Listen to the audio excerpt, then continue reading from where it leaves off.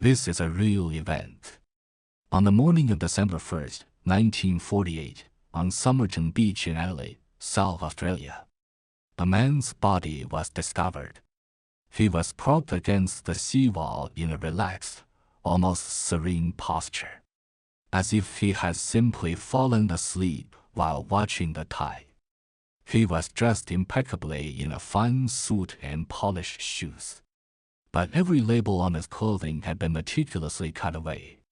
He carried no wallet, no identification, not a single personal effect that could name him.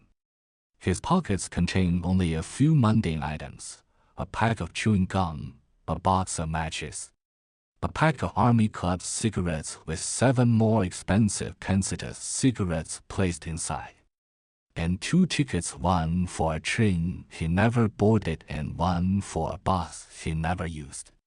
The discovery of this anonymous, well-dressed man was the quiet beginning of a mystery that would stretch across decades. A puzzle of secret codes, lost loves, and Cold War paranoia that would entangle coroners, detectives, and military intelligence, only to grow deeper and more impenetrable with every supposed clue. The man, known to history only as the Somerton Man, was not just an unidentified body. He was the silent custodian of a secret so profound that its true nature would remain buried for over 70 years, waiting for someone to look at the puzzle not as a message, but as a map. The initial autopsy was as baffling as the scene of his death. The coroner, Sir John Burton Cleland, found the man to be in peak physical condition, with muscular calves and feet shaped like those of a dancer or someone who wore pointed boots regularly. Yet, his organs were in a state of acute crisis. His spleen was 3 times its normal size. His liver was engorged with blood, and his stomach contained a bloody residue. The findings were classic signs of poisoning, yet exhaustive toxicological screenings found nothing. The poison, if it was poison, had been a phantom fast-acting, untraceable, and leaving behind only a tableau of systemic collapse. Suicide was considered, but there was no container, no residue, nothing to suggest he had administered it himself. Murder seemed more likely, but how could a man be poisoned so effectively in public with no one noticing, and then be gently laid against a seawall? 4 months, the case went nowhere. Police circulated the man's photograph and fingerprints across the globe, but no matches were ever found.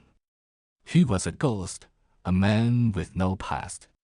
Then, in April 1949, a new lead emerged.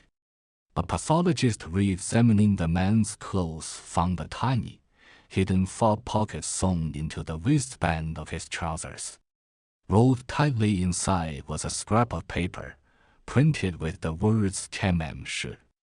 The phrase was identified by experts at the State Library as Persian, meaning it is ended or it is finished. It was the final phrase from the classic collection of poems, the Rubaiyat of Omar Khayyam. The discovery electrified the investigation. A nationwide search was launched for the specific copy of the Rubaiyat from which this scrap had been torn.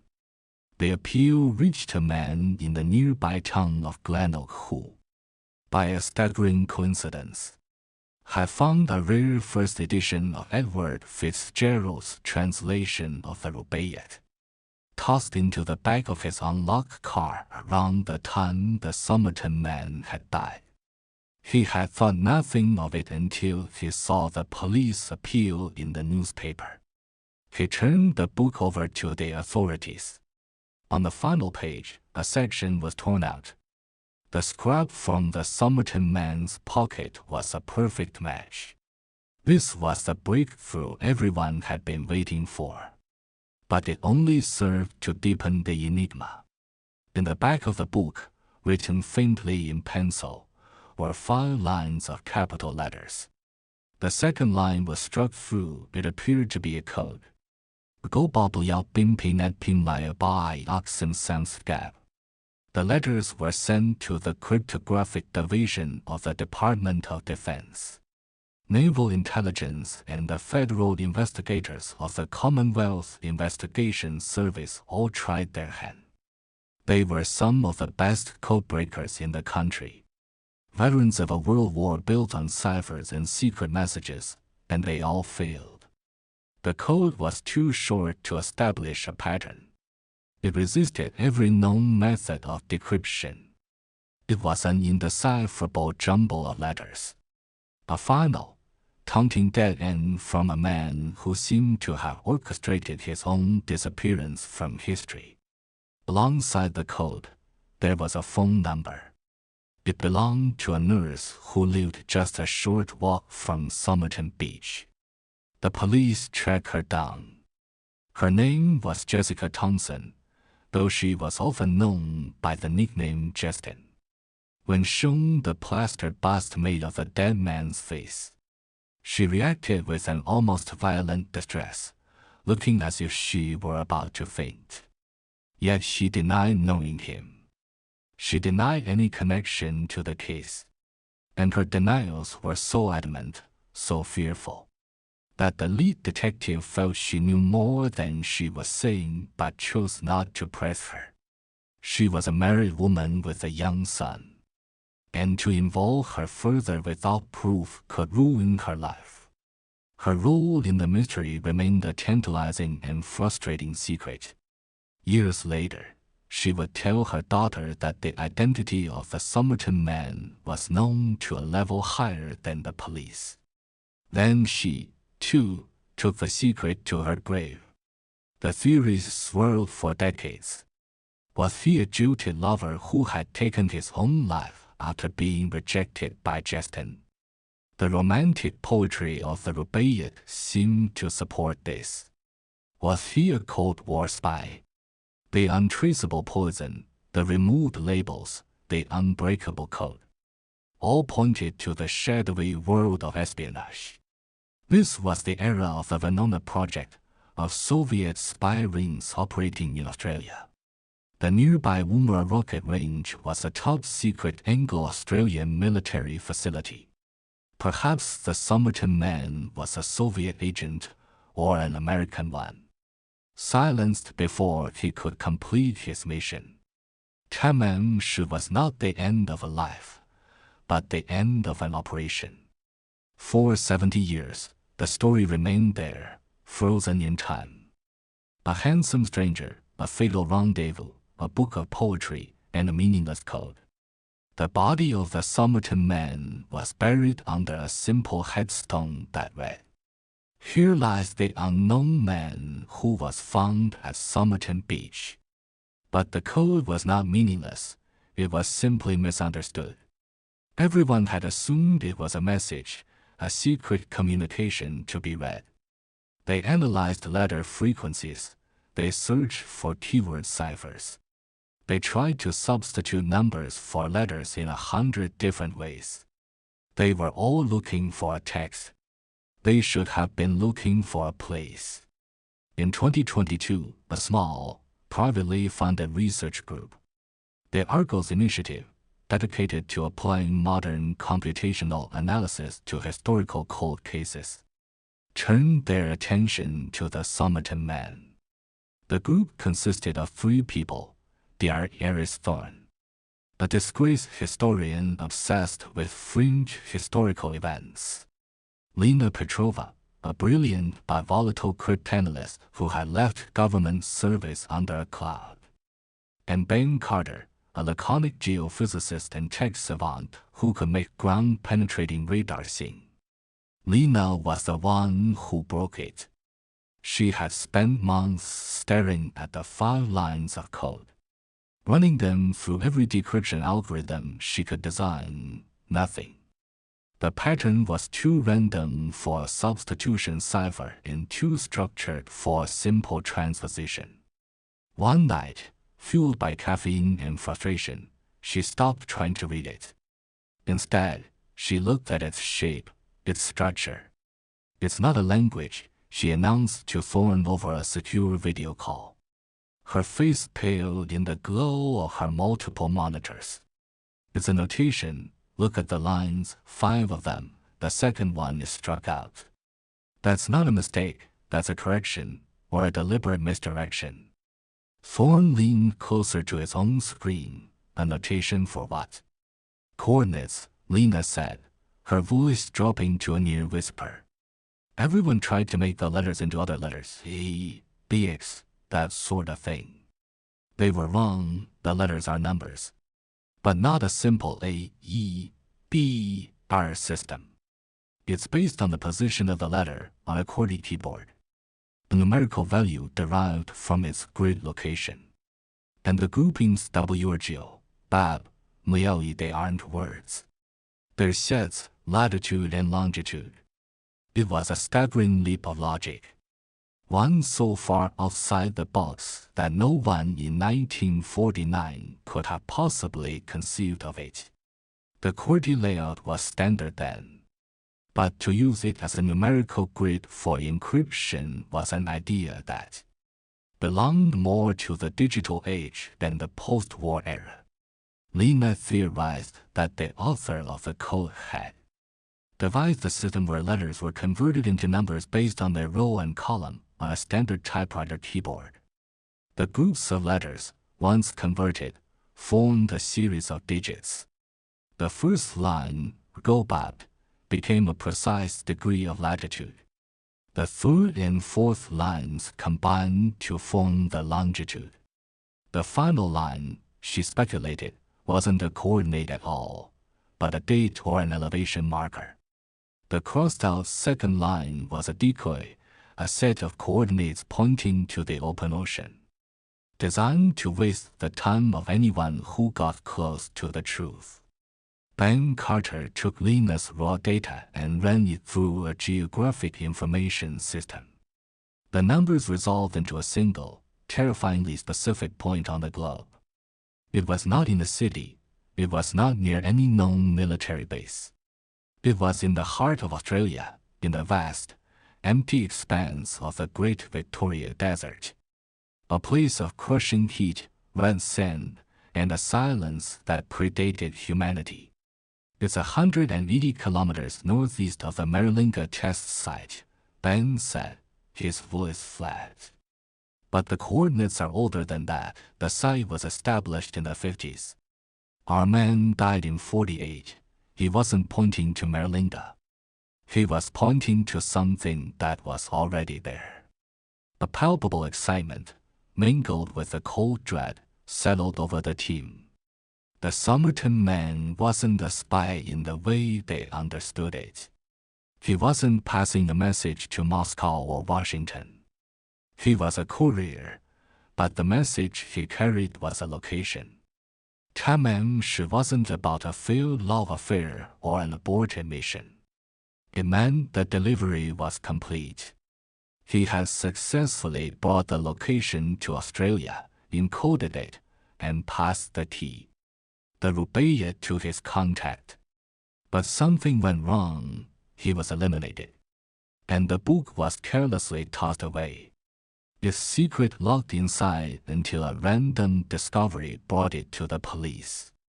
The contact, perhaps Justin, was too frightened to come forward.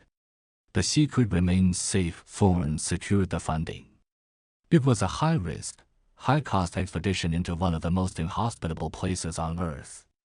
They gathered their equipment, satellite phones, advanced ground-penetrating radar, magnetometers, and enough water to survive for a month. 2 weeks later, they were in a pair of rugged four-wheel drives, leaving the last vestiges of paved road behind them as they plunged into the immensity of the Australian outback. The journey was a descent into an alien world. The sky was a vast, unforgiving blue. The land was a flat, rust-colored pan, punctuated by skeletal acacia trees and shimmering heat haze. The silence was a physical presence, broken only by the growl of their engines and the crackle of the radio. They felt watched, not by people, but by the ancient, sleeping land itself. After 3 days of punishing travel, they arrived. The GPS blinked, indicating they had reached the precise coordinates Lena had extracted from the code. They stood in a circle, the engines off, the silence rushing back in. There was nothing there, absolutely nothing. Just flat, stony ground, sparse salt bush, and the endless horizon. Disappointment was a bitter taste in Thorne's mouth. Had it all been a fantasy, a mad chase fueled by a cryptographer's fever dream? Hold on, Ben said, already deploying his equipment. He began a slow, methodical sweep of the area with a GPR cart. His eyes fixed on the laptop screen displaying the subterranean echoes. 4 hours, the only sound was the whir of the wheels on the dry earth. Thorne and Lena watched, the hope draining out of them with every passing minute. Then Ben stopped. He knelt, staring at his screen. "I got something," he said, his voice tight. "An anomaly, about 3 meters down. It's geometric. Too perfect for a rock formation. It's a box. Roughly 4 meters by 4 meters. And the material, the density is off the charts. It's not iron, it's not stone. I've never seen a reading like this." A surge of adrenaline shot through them. They had found it. Whatever it was real. They spent the next day digging. The sun was a hammer, and the ground was as hard as concrete. They worked in shifts, using shovels and a heavy-duty power auger. By late afternoon on the second day, a shovel struck something with a dull, resonant thud that was utterly alien to the sound of rock. They cleared the dirt away, their hands trembling with a mixture of exhaustion and manic excitement. What they uncovered was not metal as they knew it. It was a slab of smooth, matte black material that seemed to absorb the light. It was cool to the touch, despite having been baked under the desert sun for what could have been millennia. There were no seams, no rivets, no wells. It was a single, perfect cube, buried in the heart of the desert. There was no door, no handle, no visible point of entry. "This is impossible," Thorne whispered, running a hand over its featureless surface. "What is this?" "Whatever it is, it was put here a long time ago," Ben said, running a scanner over it. "There's no radiation signature, but there's a faint electromagnetic field. Very low frequency, like it's in standby mode." Lena, who had been quiet for hours, suddenly pointed to the center of the slab. "There," she said, "look." At first, they saw nothing. But as the sun began to set, casting long, angular shadows, a pattern became faintly visible on the black surface. It was not etched or carved, but seemed to be a part of the material itself. A subtle shift in its light-absorbing properties. It was a series of lines and curves, a complex symbol. "I've seen this before," Thorne breathed. He pulled a tablet from his pack and brought up an image of the back of the rubaiyat. The page with the pencil-marked code. In one corner, almost lost in the grain of the paper, was a tiny, doodle symbol. It was a perfect match. The Somerton Man hadn't just carried the code, he had carried the key. Ben had bought a plasma cutter, a tool of brute force for a problem that seemed to demand finesse. But they had no other option. After setting up a portable generator, he donned a protective helmet and aimed the searing blue flame at the center of the symbol. The ear shrieked. The plasma, hot enough to slice through naval steel, hit the black surface and did nothing. It splashed and dissipated, leaving the material unblemished, not even worn to the touch. They were defeated. They had found an impenetrable, impossible object in the middle of nowhere, and they had no way to open it. As night fell, A profound sense of failure and dread settled over the camp. It was Lena who solved the final piece of the puzzle. She sat in the darkness, staring at the black cube, the faint symbol now almost invisible. The code, the rubaiyat, the man himself, it was all connected. Tamám Shúd, she murmured, it is ended. The end, it's about the end. She looked back at the lines of code on her own tablet. Go bobble bim pinet pim lai by oxen sans gap. The last line, she said, her voice trembling. In Sam's gap, I thought it was a date. Or an elevation, but it isn't. It's an instruction, a password. She explained her new theory, her words tumbling out in a rush. It wasn't about converting the letters to numbers. It was about sound, a phonetic sequence. She had been running phonetic algorithms on it all day with no success. Until she stopped thinking about human languages. What if it was a sequence of frequencies, tones? Ben's face lit up with a terrifying understanding. The EM field, he said, is in standby. It might be waiting for an input signal. He reconfigured his equipment, routing a signal generator through a low-frequency broadcaster. It was a desperate, insane idea. Lena called out the letters, and Ben converted them into a series of tonal pulses. Using a complex algorithm she had devised based on the letter's position and relation to the others. A sequence of humming, buzzing, and clicking sounds echoed across the silent desert. I-T-T-M-T-S-A-M-S-T-G-A-B. The final pulse faded into the night. For a long, heart-stopping moment, nothing happened. Then, a low hum began to emanate from the cube. A deep, resonant vibration that they felt in their bones. A single, hairline seam of pure white light appeared on the surface, tracing the outline of a perfect square. The light widened, and with a hiss of displaced air, a section of the cube retracted inwards, revealing a dark, square opening. They had opened it. The air that flowed out was cold, sterile, and smelled of ozone and something else. Something ancient and metallic, like the air after a lightning strike. Armed with powerful flashlights, they entered. Thorne went first, followed by Lena, with Ben bringing up the rear. The interior was as stark and featureless as the exterior. The walls, floor, and ceiling were made of the same seamless black material. It was a perfect cube, a void. In the exact center of the room sat a single object, a high-backed chair or a throne, crafted from the same impossible substance. It was angled to face the far wall, which was completely blank. There were no controls, no instruments, no writings. Just the empty chair in the empty room. It was not a bunker. It was not a weapons cache. It was a waiting room, or a cockpit. What is this place? Lena whispered, her voice swallowed by the oppressive silence. I don't know, Thorne said, his historian's mind struggling to find a parallel.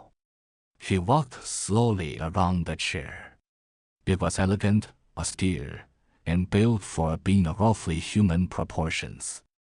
But there was a subtle roundness to its angles, to the curve of its back.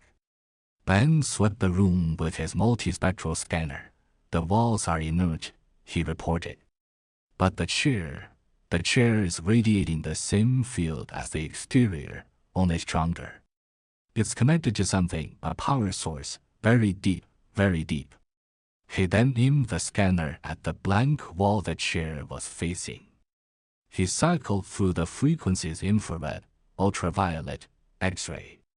On a specific band of the deep UV spectrum, the wall flickered. Faint, intricate patterns of light appeared, ghost-like on the black surface. They were star charts. Constellations and nebulae swirled across the wall, but they were utterly alien. These were not the stars as seen from Earth. The perspectives were wrong, the arrangements unfamiliar. It was a star map, but a map of a different part of the galaxy, or perhaps a different galaxy altogether. A sudden, intense drop in temperature made them gasp. The low hum from the chair intensified, rising in pitch to a painful whine. The sense of being watched, which had been a faint prickle in the desert, was now an overwhelming, crushing certainty. They were intruders in a sacred place, and its owner was aware of their presence. The Somerton Man was not a spy. He was not a jilted lover. He was something else. A gatekeeper, a pilot, a sentinel. He had been sent to confirm a location, a remote outpost on a primitive world, and to pass that confirmation on. Tamám Shúd. The task was complete. The site was secure. But he had been compromised, and the system had been left in limbo for 70 years. By solving his code, they had not just found his secret. They had completed his mission. They had input the final command. They had broadcast the all clear. The light on the wall began to shift, the star charts coalescing into a single, blinding point of light. The whine from the chair became a deafening roar. Ben's equipment sputtered and died. The flashlights flickered out, plunging them into absolute darkness, save for the terrifyingly bright point of light on the far wall. "We have to go," Thorne yelled, grabbing Lena's arm. "Now." They scrambled out of the opening into the cold desert night, their hearts hammering against their ribs. As they stumbled back towards their camp, the white line of the doorway narrowed and vanished. The low hum faded. The desert was silent once more, as if nothing had ever happened. They left the next morning, abandoning the site and its impossible secret, driving without rest until the red desert gave way to scrubland, and then to civilization. They never spoke of what they found to anyone. There was no report, no publication. The Argos initiative was quietly disbanded. How could they explain the inexplicable? Who would believe them? The mystery of the Somerton Man's identity remains unsolved. The recent exhumation of his body for DNA analysis may one day give him a name, but it will never reveal his purpose. For Thorne, Lena, and Ben, the truth is a burden they must carry in silence. They know that he was not from here. They know he was the keeper of a location, a waypoint for something vast, ancient, and utterly alien. But the story does not end there. In the months that followed their return, a strange and disturbing phenomenon began. Lena Petrova, the cryptanalyst who had first unlocked the path, started seeing the code. It would appear for a split second in the static of a dead television channel. She would find the letters, in their exact sequence, embedded in the source code of a random website. Once, she looked down at a pile of scattered leaves on the pavement and saw the pattern. Go back. It was not a memory. It was not a hallucination. The code was active. It was propagating, replicating itself through random patterns, a ghost in the machine of the world. They had not just found the location, they had triggered a signal. The message, dormant for 70 years, had finally been sent. Tamám Shúd was not the end, it was the beginning. And as Lena stared at her laptop screen late one night, the familiar 5 lines of jumbled letters flickered across the dark display, clear as day. Before the system crashed, the signal was getting stronger. And somewhere, in the alien constellations they had seen on that wall, something was now looking back,